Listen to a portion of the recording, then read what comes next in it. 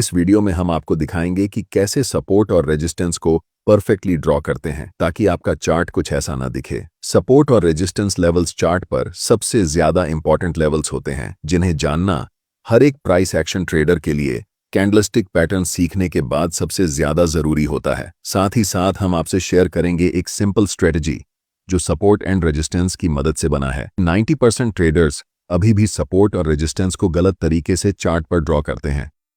ये इतना इंपॉर्टेंट क्यों है?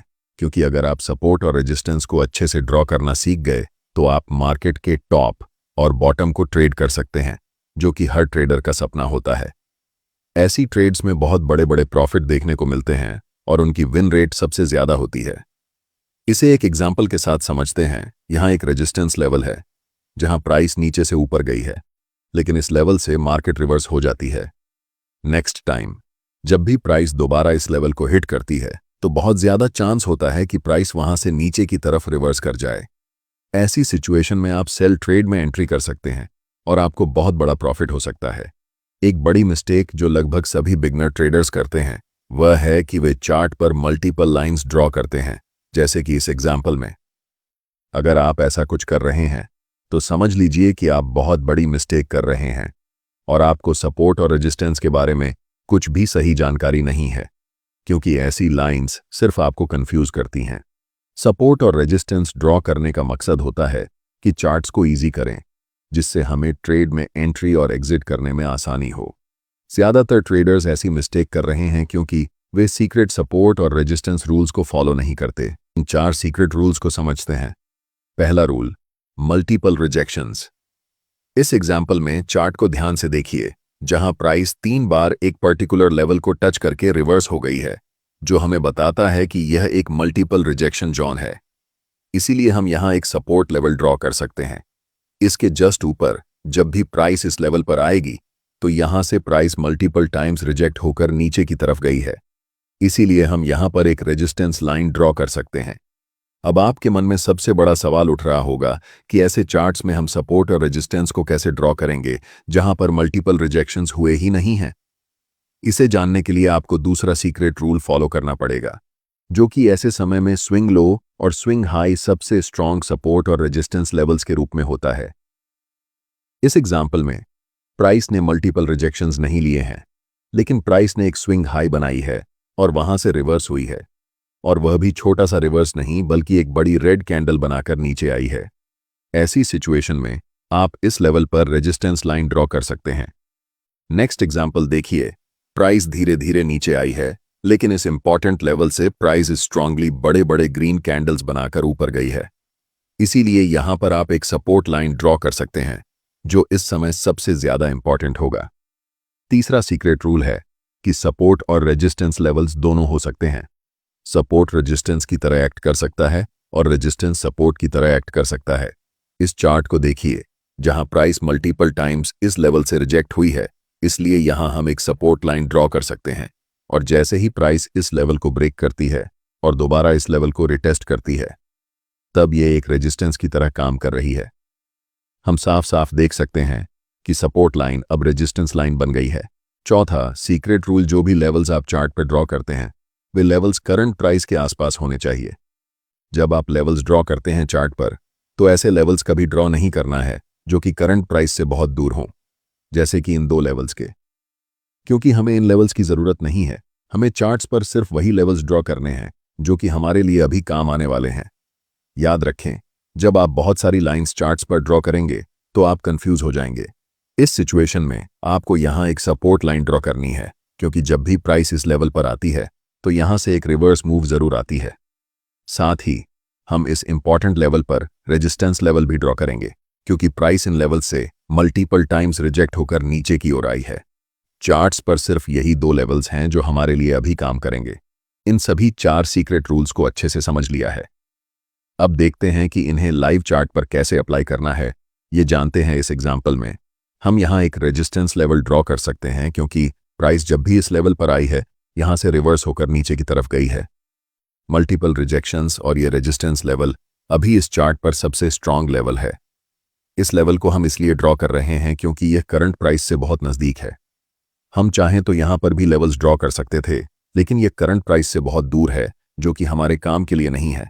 लास्ट टाइम जब प्राइस इस लेवल को टच करती है तो यहां से एक स्ट्रांग रिजेक्शन मिलता है और बड़े बड़े कैंडल्स बनाते हुए प्राइस नीचे की ओर गिरती है, जो कि इस लेवल को एक स्विंग हाई बनाती है। यहां पर हम एक सपोर्ट लेवल ड्रॉ कर सकते हैं, क्योंकि प्राइस जब भी यहां पर आई है वह इस लेवल से मल्टीपल टाइम्स रिजेक्ट होकर ऊपर की तरफ गई है। इससे पता चलता है कि यह एक स्ट्रांग सपोर्ट लेवल है। जब प्राइस फाइनली इस सपोर्ट लेवल को ब्रेक करती है और नेक्स्ट टाइम रिटेस्ट करने के लिए इस लेवल के पास आती है, तो यह लेवल अब एक रेजिस्टेंस की तरह काम कर रहा है, जिसे हम कह सकते हैं कि सपोर्ट लाइन अब रेजिस्टेंस बन चुकी है। एक मोस्ट इंपॉर्टेंट चीज जो हम आपको बताना चाहते हैं वह यह है कि ये लेवल्स भले ही लाइंस की तरह दिखते हों, लेकिन ये एग्जैक्टली एक जोन है। ये पूरा एरिया सपोर्ट का काम कर रहा है, इसलिए प्राइस कभी भी एक पर्टिकुलर लाइन पर आकर रिवर्स या फिर कंटिन्यू नहीं करती है। प्राइस इस एरिया में आती है और कहीं से भी रिवर्स हो जाती है। इसलिए जब प्राइस इस पूरे एरिया में रिटेस्ट करने के लिए आती है तो यह पूरा एरिया पहले सपोर्ट का काम कर रहा था और अब रेजिस्टेंस का काम कर रहा है। Look at this, just another example. यहां एक मल्टीपल रिजेक्शंस लेवल दिख रही है। इस एरिया में जब भी प्राइस आती है तो वह यहां से ऊपर की तरफ रिवर्स हो जाती है। इसके ठीक ऊपर एक रेजिस्टेंस एरिया है, जिसे हम यहां पर अच्छे से ड्रॉ कर सकते हैं, क्योंकि ये रेजिस्टेंस लाइन हमारे सभी सीक्रेट रूल्स को फॉलो कर रही है। अब आपसे एक सवाल है, क्या आप यहां पर सपोर्ट लाइन ड्रॉ करेंगे? द आंसर इज बिल्कुल नहीं, क्योंकि यह सपोर्ट लाइन करंट प्राइस से बहुत दूर है, जो कि हमारे काम की अभी फिलहाल नहीं है। इसलिए हमें ऐसे लेवल्स के बारे में सोचना ही नहीं है जो करंट प्राइस से बहुत दूर हों। मैं चाहता हूं कि आप वहीं पर फोकस करें जहां पर प्राइस अभी है। ऐसे लेवल्स को ड्रॉ करने पर फोकस करें जो उस समय करंट प्राइस से सबसे ज्यादा नजदीक हैं। हम इस सपोर्ट लेवल को तभी ड्रॉ करेंगे जब प्राइस रीसेंट सपोर्ट लेवल को ब्रेक डाउन कर दे और प्राइस स्ट्रांगली रेड कैंडल्स बनाते हुए नीचे की तरफ आने लगे। लेकिन अगर ऐसा नहीं होता है तो हम इन्हीं दो लेवल्स के बीच में फोकस करेंगे। अब आपने बहुत अच्छे से सीख लिया है कि कैसे चार्ट पर परफेक्टली सपोर्ट और रेजिस्टेंस लेवल्स को ड्रॉ करना है। इसलिए अब मैं आपको मेरी सबसे सिंपल और high win rate trading strategy बताने जा रहा हूं, जिसके लिए मैंने शुरुआत में आपसे प्रॉमिस किया था। इस चार्ट्स को ध्यान से देखिए। मैंने यहां एक रेजिस्टेंस लेवल ड्रॉ किया है, क्योंकि जब भी प्राइस इस इंपॉर्टेंट एरिया में आती है तो यहां से प्राइस रिजेक्ट होकर नीचे की तरफ जाती है। इसलिए हमें ये क्लियरली पता है कि ये एक बहुत ही स्ट्रांग रेजिस्टेंस एरिया है। पहली चीज जो आपको यहां पर देखनी है वह ये है कि इस समय प्राइस इन लेवल्स पर क्या कर रही है। क्या प्राइस इस लेवल को ब्रेक करके ऊपर जाने वाली है या फिर इस लेवल को रिस्पेक्ट करते हुए वापस नीचे की तरफ आने वाली है? और यहां पर हमें एक इवनिंग स्टार कैंडलस्टिक पैटर्न दिखता है, जो कि एक बेरिश कैंडलस्टिक पैटर्न है। इसका मतलब है कि मार्केट में सेलर्स स्ट्रांग हैं और बहुत ज्यादा चांसेस हैं कि प्राइस अब यहां से नीचे की ओर जाने वाली है। लेकिन सिर्फ रिवर्सल कैंडलस्टिक पैटर्न को देखकर हमें मार्केट में तुरंत डाउनसाइड एंट्री नहीं करनी है। हमेशा आपको मल्टीपल कंफर्मेशन ढूंढने होते हैं, क्योंकि जितने ज्यादा कंफर्मेशन सिग्नल्स हमारे पास होंगे उतना ही ज्यादा मार्केट के नीचे जाने के चांसेस रहेंगे। अगली चीज जो हम यहां देख रहे हैं वह यह है कि यहां कैंडलस्टिक और मूविंग एवरेज की क्रॉसओवर हो रही है। This is my last conformation. इससे पहले मूविंग एवरेज कैंडलस्टिक पैटर्न के नीचे थी, लेकिन इस क्रॉसओवर के बाद मूविंग एवरेज कैंडलस्टिक के ऊपर हो चुकी है और प्राइस धीरे धीरे नीचे की ओर जा रही है।